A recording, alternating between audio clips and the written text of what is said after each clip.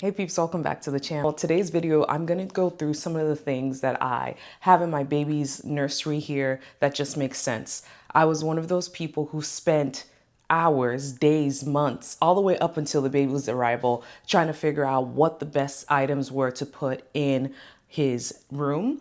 And so the things to note about me that kind of helped my criteria was that I used to be more of a minimalist. And so I wanted to have some of those minimalist concepts still represented. I didn't want to have so much space that I was taking up with items that he may or may not use. And so that meant I looked at a lot of reviews. I looked at a lot of usage. I was looking for things that were too versatile, things that maybe I could use right now that he's an infant, but could grow with him into his toddler years. Three, I was looking for a lot of space saving things. So things that were not too really bulky, interested things in the Montessori way of raising children. to I'm our a house. former educator. My husband And is as well. so those And are so probably we the three want main to things raise a that helped very me out as I was capable looking man. at I what think our I was society going has to done this, and I'm going to use. go on a rant now. Our society has gone into this devaluing of men, and part of that is perpetuated on our expectation of men when they're boys. We don't put the expectation that they would be good at chores or cooking or other handy things. And so we're making a conscious effort, even as an infant, to treat him like a capable human being. And so I benefit from all of the things that my husband did before he met me. He's a very capable man. He can cook, he can clean, he can do all the things. And to me as a wife, I love having his partnership in marriage because I can see all of the things that the Lord and his family and his upbringing and life circumstances used all of those things to prepare him into manhood. And so even though I'm raising a boy, he's one day going to be a man.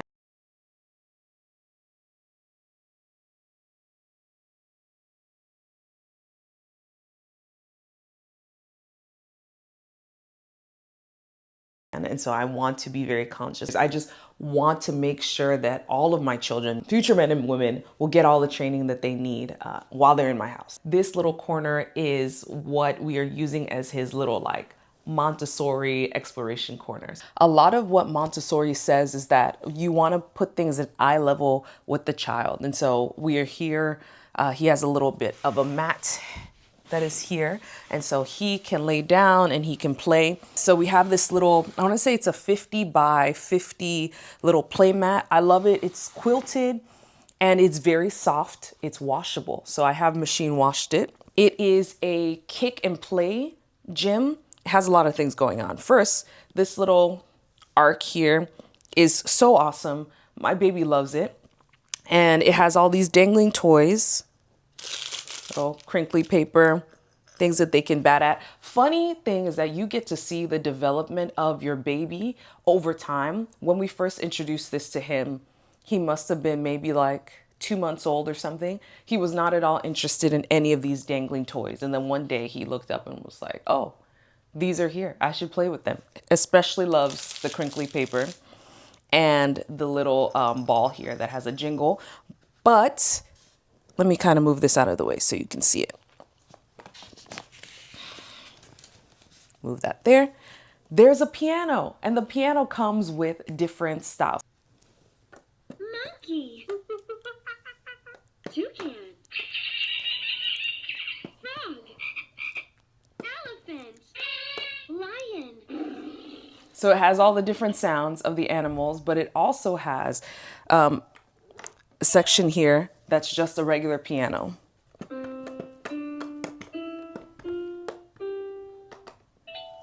And so I'm not gonna lie to you, I have a vested interest in having my baby have piano and musical type of toys because my husband and I are both worship leaders and I want to introduce music and music capability to my son very early. So I want to make sure that he is hearing music. I have his godmother was just talking to me. We had a conversation about how babies need to hear like complex music early on in their lives so that they can really learn and grow being accustomed to music so they can go on to make music themselves. So this whole little corner, I have a very, how do I say this lightly?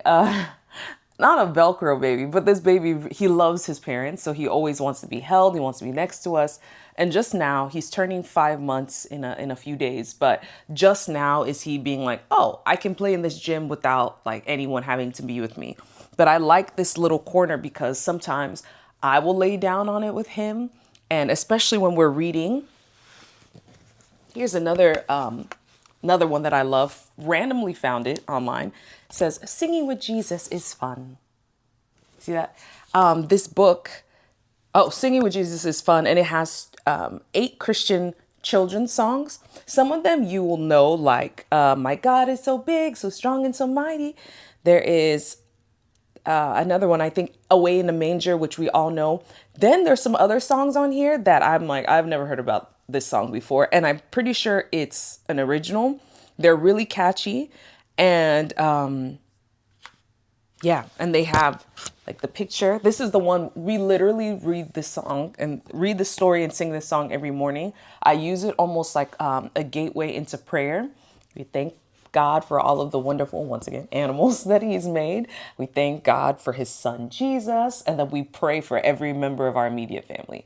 And I remember as a kid really loving routines, and this book is something we integrate into our routine.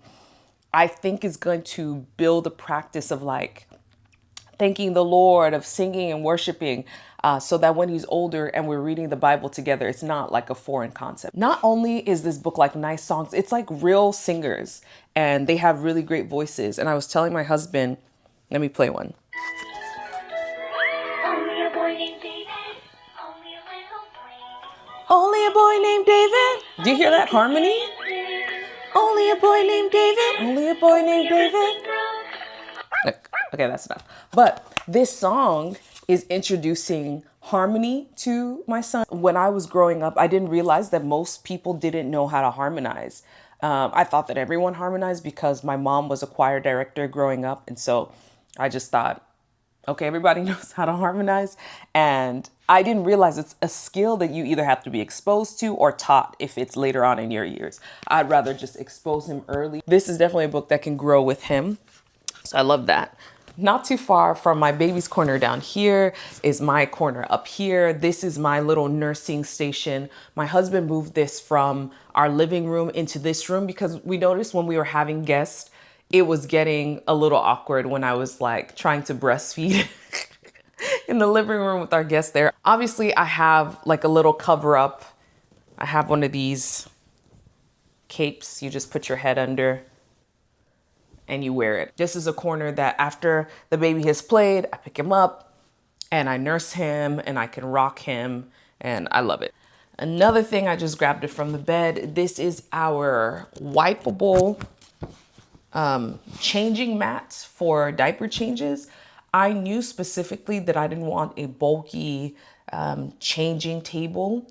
I also didn't really want a stationary place that I was going to have to put a dresser that I would put something on. We just used either our high top counter and we put this on top, or we will put it on the bed somewhere. And so it's been helpful for diaper changes. I have moved it into almost every room of the house, which I love, being able to have that versatility. And I love that it's wipeable. I saw a lot of people use the kind of cloth diaper liners that you put down and then you put the baby on it.